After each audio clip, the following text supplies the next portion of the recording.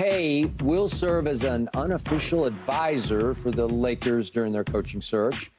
And yes, we continue to hear former Duke star J.J. Redick is on the list, if not at the top of the list.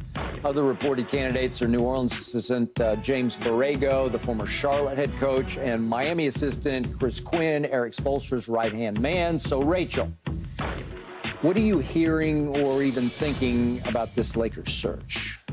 That they don't have a clear candidate. And this is what we talked about before Darvin Ham got fired, right? Was you better know who you're replacing him with. You can sit there and complain about the rotations and what he did and how he related to the players. And look, I saw LeBron James hopping up, and I was at that game where he hopped up and down on the sidelines. He clearly had lost some of the trust of his two biggest stars. However, before you make the decision to get rid of him, you should have an idea of who you're replacing him with. And what I keep hearing from people around that team is they just don't have that yet. So, look, it might end up having been the right move, but the process is definitely rocky here. When the Suns fired Frank Vogel, which is a move I don't agree with, they at least knew that they wanted Coach Bud to take over, and they hired him within 24 hours. So I just think that this organization is kind of looking around, trying to figure out what comes next. I don't know why you need Coach K to tell you as a team. You got to hire someone that AD and LeBron like, and you got to hire someone who, you know, when the reporting around that story was, you know, to be a 360 coach who's going to be able to do not just the X and O stuff, right, but the player relationships and player development and all of that. I could tell you that. You don't need Coach K for that. However, I could, but what I did like in the reporting that came out around that story in The Athletic was that they are looking for someone who can take them into the AD-only era. That LeBron James, if he does only play for another couple years, they need someone who is going to be there when Anthony Davis has this team more on his own. And that is refreshing for me because this team has had 6 head coaches in 13 years. You cannot win as an organization with a level of commitment like that. And I know they won a title, and I just sat up here and defended it, but overall, over time, that is not what winning organizations do. That's just not. And you look at Michael Malone in Denver and Eric Spoelstra in Miami, and even Tom Thibodeau, there were times where it was sort of like, okay, is Tibbs pulling the Tibbs? Is he running his guys in the grass, doing whatever? Guess what? Leon Rose, from the very beginning, was like, this is my guy. This is who will be coaching the team. And the Lakers management and ownership has never done that. They have not stood behind these coaches in the way Pat Riley did with Eric Spoelstra. So of all of the reporting around this Lakers coaching search, the most optimistic thing I have heard is that they are looking for someone to last maybe 4 or 5 even longer years, because they haven't done that. Was Budenholzer a possibility for the Lakers? In theory, sure. I don't think he necessarily would have been the right fit. I'm not sure how much respect LeBron has for him. Even though he's a made man with a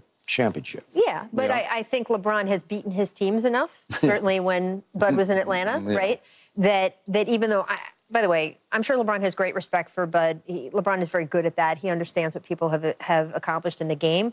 But I'm not sure he'd want him as his coach, knowing how he beat some of Bud's teams like a drum. So I'm sitting here and I'm listening to you, Rachel, and you're dialed in like nobody else. But I'm looking at these names, and outside of J.J. Redick, I have no idea who any of these guys are. I just literally don't at all. I'm like, you know, I'm sitting here and I'm looking, I'm like, what are we really trying to do? Now I hear you say we want a coach that's going to be there into the Anthony Davis, Donovan Mitchell era. Oh, boy. So these next 2 years, then, we just going to...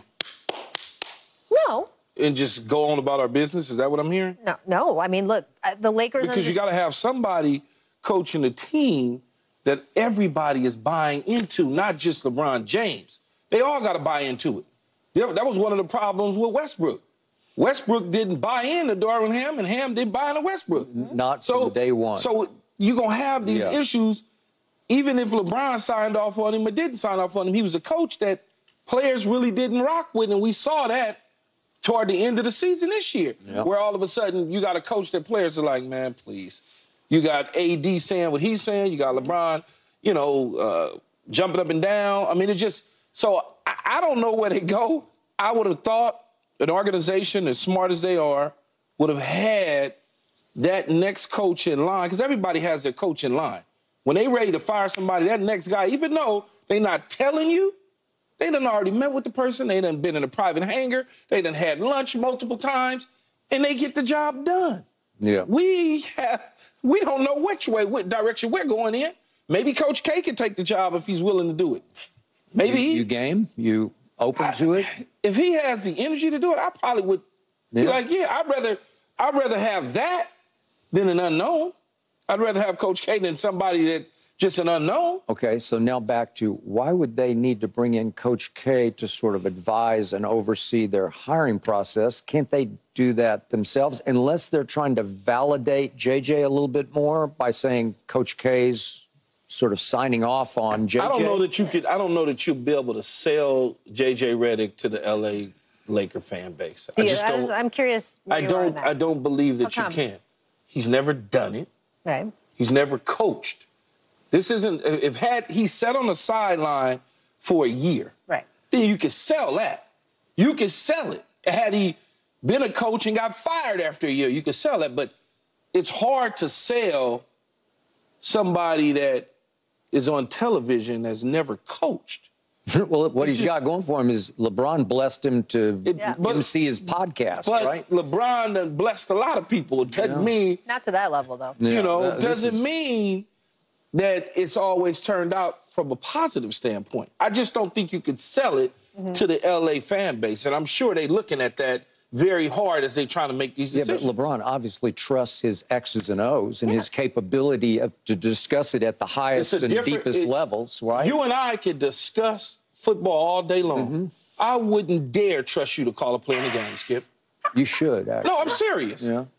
For you to be my head coach, to come out the studio and put on a headset. I could do it. Yeah, and JJ thinks he could do it too. Maybe. Until he got to look up and make an adjustment. Or a timeout. That's hard. Or make a decision on a guy who doesn't want to come out of the game. Around you. No matter what you say, I'm not coming out. Yeah, now, when you got to face that and you got to face all them personalities, that's something different.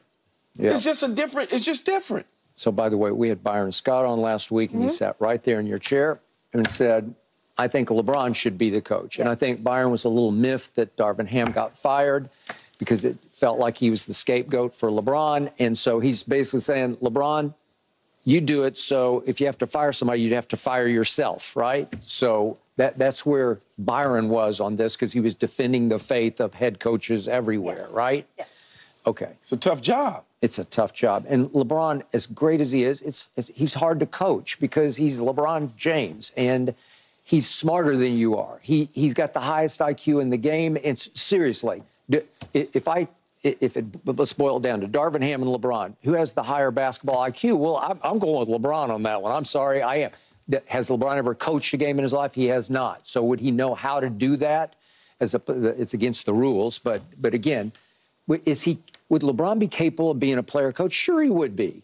I don't think he would wish that upon himself either. No. He's too smart for that. No, and he's too old Danny Glover, right? I'm too old for this stuff. Yeah, He's not gonna want to do that. And look, by the way, I think if you asked 29 other head coaches whether you'd like LeBron James on your team, is he too hard to coach? I think they would all take LeBron James. So I get it. It's an easy narrative of LeBron's the problem. He's a head coach killer. He's played for 20-plus years in the league, so of course he's going to have cycled through. Well, he's going to cycle through head coaches. To me, it's much more about the franchise and how they have just not had stability in that seat for more than a dozen years, and they need to make a commitment. They better make the right hire here. It is so crucially important, because if they go another 2 years and then fire a guy, I just think you're messing up now AD's trajectory through the league. So I think this is a vital thing. We saw Adrian Griffin in Milwaukee struggle a little bit with that first-time coaching job with high-level, high IQ, experienced veteran players, and players complaining after Adrian was fired, saying, oh, well, he didn't have the player relationships quite right. He didn't talk to us. He didn't tell us what we needed to do at all times. He didn't organize things quite the right way in practices. He didn't organize certain plays to run the right way. Well, that's all to Key's point. That is part of being a head coach and stuff you have to learn. JJ Redick, to me, is as good at X and O's as he is given credit for. That is real. What people talk about him and his mind for the game is absolutely real. It is. But I do think, to your point, and this is true of any first-time head coach, not just first-time coach, which JJ would be, but first-time head coach, I wouldn't hire a rookie coach for this job. When coaches get hired, and they come from assistant jobs, and all of a sudden they become a head coach, they become a different person in general. They just do. Yeah. Because they now are taking on more responsibilities. It's just not sitting up on television diagramming something or sitting up on a podcast diagramming something. It's a totally different situation. What do they run, 7 deep assistant coaches on the bench now? Yeah. So you got 7 deep assistant coaches on the bench with the head coach. Sitting in a meeting room, everybody has an opinion on who should switch, who should go this way. They do. If we double down on him, he's going to kick out. Well, I don't like that. Let's do this. But somebody has to have the last word. Somebody has to have the last word. But if you're not used to that in that room, it's something different. Okay, so Rachel, what's your gut feeling as we sit here? Do you have any feel for where they would go? I don't, because I don't think they do. Right? I can't sit here and predict what they're going to do when they don't know themselves. It's very obvious when you hear the names on the list, who they're talking to, that they want to talk to people they haven't talked to yet, but they're still considering the people that they have talked to, either in past searches or that they know well. I mean, they are literally casting as wide a net as possible. When do they need to make a decision by? June 29th? Beginning of training camp? No, I mean... like before the...